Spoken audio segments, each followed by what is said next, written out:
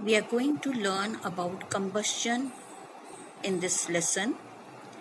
Combustion means burning of a substance. Some materials produce a flame on burning, some others do not. A candle, for example, produces a flame on burning.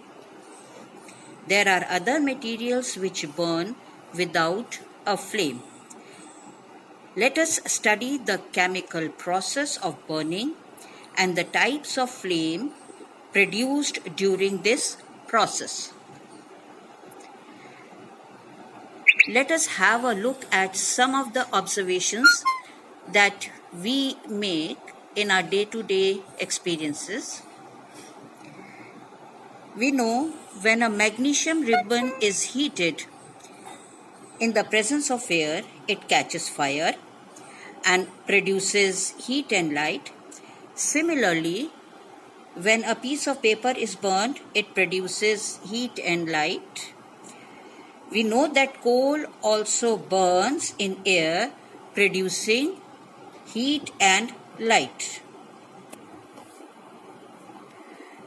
So we have certain materials which on heating in the presence of air or oxygen, they catch fire easily and produce heat and light energy.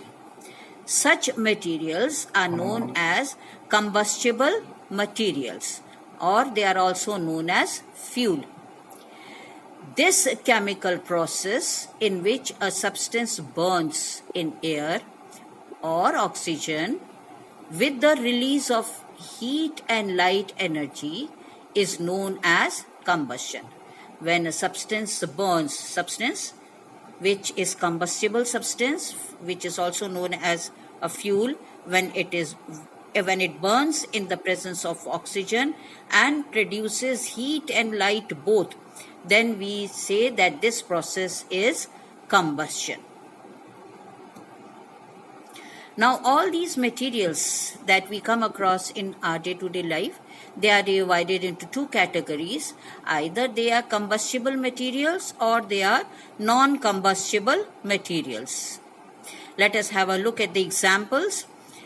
Combustible materials are, for example, paper, wood, straw, cloth, petrol, kerosene, coal, LPG, and there are so many other substances which can catch fire, which are combustible.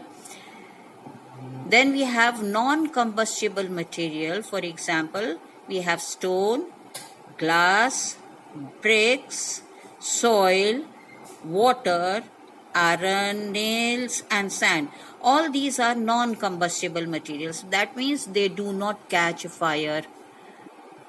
So, I hope you have understood the difference between combustible and non-combustible materials.